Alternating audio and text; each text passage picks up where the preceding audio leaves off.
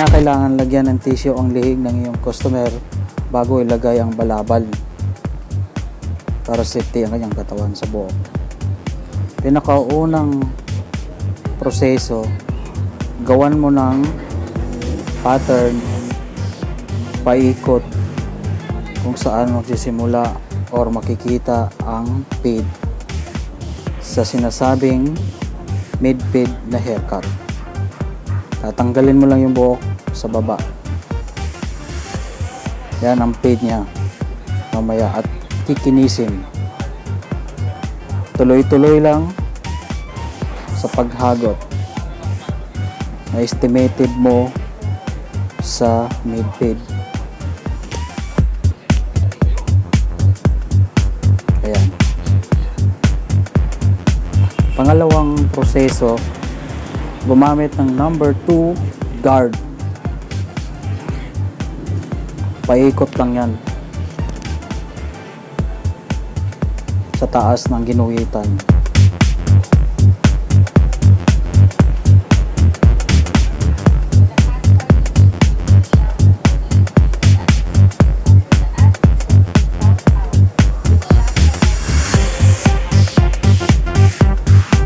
Pangalawa, proseso, gumamit ng 1.5 guard.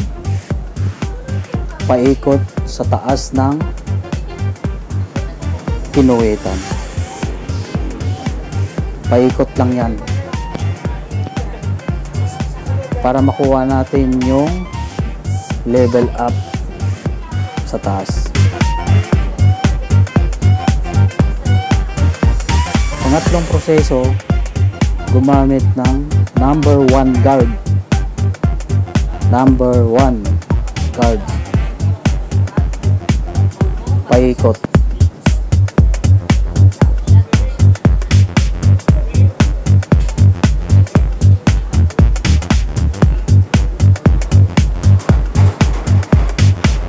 At ang sumunod, pangatlo, gumamit ng 0.5 guard. 0.5 guard. With combination, ang isagad mo yung pinaka blade niya, zero guard yan ha, ay walang guard yan ha, pinakasagad, middle at saka zero gap. Yan yung developing ng blending ng fade para mawala yung ginuhitan mo paikot.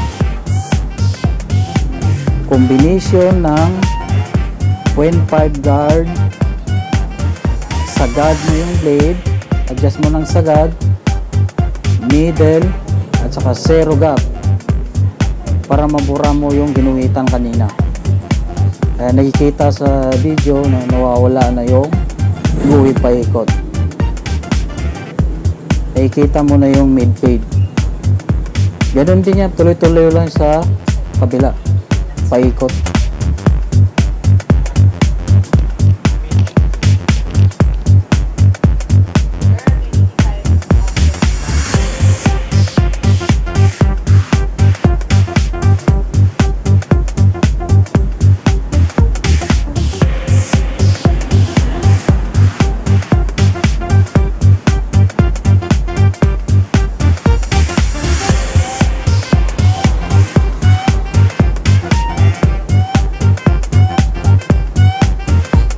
Ang sumunod na gawin ay tanggalin, ititrim na yung continuing level at taas.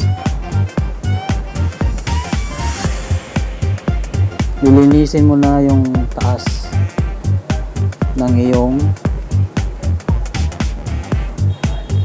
fade para umorma na siya. Tuloy-tuloy lang yan sa pag-trim.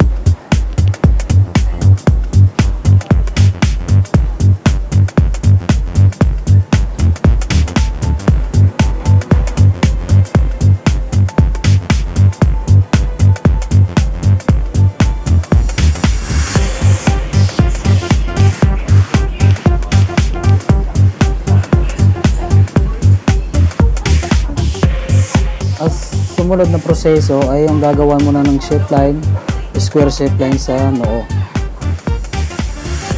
Kung mahalaga ang bawat korte ng buhok niya sa noo, ay huwag mo masyadong taasan yung paggawa ng shape line sa taas, sa noo, para hindi gaano damage. Gawa ng patilya, papatay sa fade. Ayan. Kinakailangan sa patilya, yung curve niya sa upper patilya niya, kailangan magmukha siyang letter C. Hindi yung medyo or patayo, kasi medyo hindi pangit tignan. Mas okay yung ganyan, o naka-curve konti or letter C, para maganda siya tignan.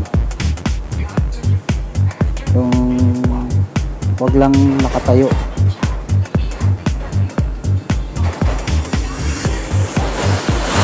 Sunod na proseso ay itin mo na para mas malinis tignan at pulido.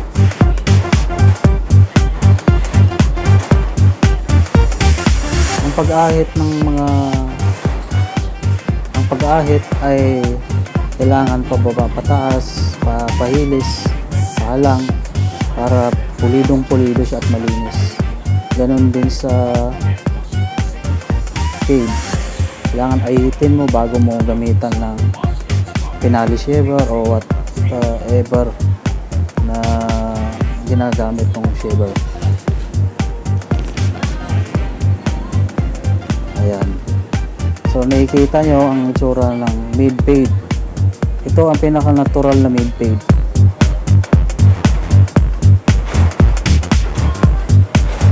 May nakikita tayong mga fade na medyo tumaas o medyo bumaba, kasi nandahil yun sa tubo ng buhok. Meron din sinasabing meron na tayo nakikitang low fade dahil din yun sa tubo ng buhok, na low fade siya pero nagmukha siyang mid fade siya, nagmukha siyang high fade dahil yun sa tubo ng buhok. Pero saan yun babasihan? Sa shape line, sa noo at sa patilya. Kasi kung hindi mo i-close cap, hindi mo makikita yung tubo ng buhok. Ang sinasabing fade ay yung inahit talaga. Kung may buhok siya, hindi na yung fade. Ayan. So i-develop yung blending, tatanggalin yung black or white sa dinaanan ng clipper kanina at blade. Ayusin mo yan siya, i-develop mo yung fade para mapatay mo yung black or white. Para ka lang parang nagmamason din, pinapatayin mo yung mga bako-bako para maganda yung kalalabasan ng fade. At saka bumagay na din sa itsura at sa gupit. Yan, i-trim mo uli yung taas ng fade para mas lalo siyang pulidong tignan.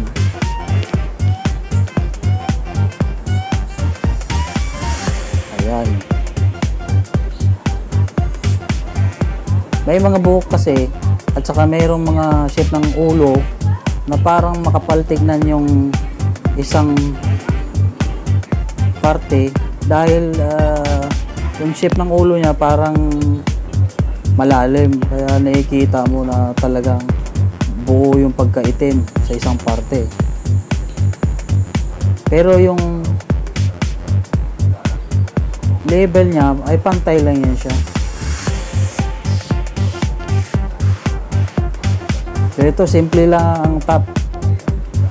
Papantayin mo lang kasi ito ay tinatawag na mid fade with bangs. Mid fade with bangs.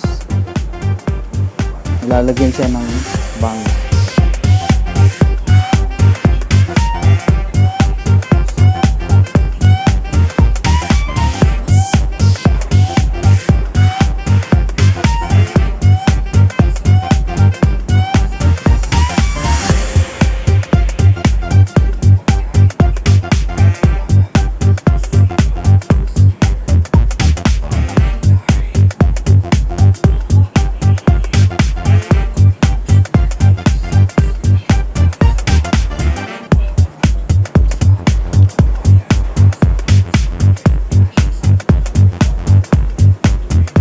pinopormahan siya, tinitrim yung taas dahil hindi nito normal grooming siya. Hindi na lalagyan ng pomade or any products, any hair products, hindi na kailangan. Pinoporma sa sarili niyang forma ng buhok.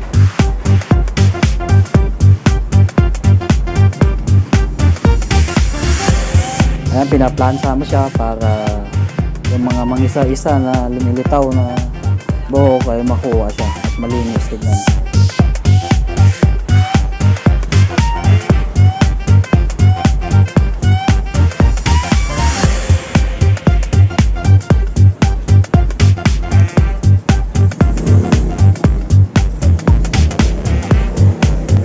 Continue lang sa pagdi-develop, paglilinis para pulido tignan.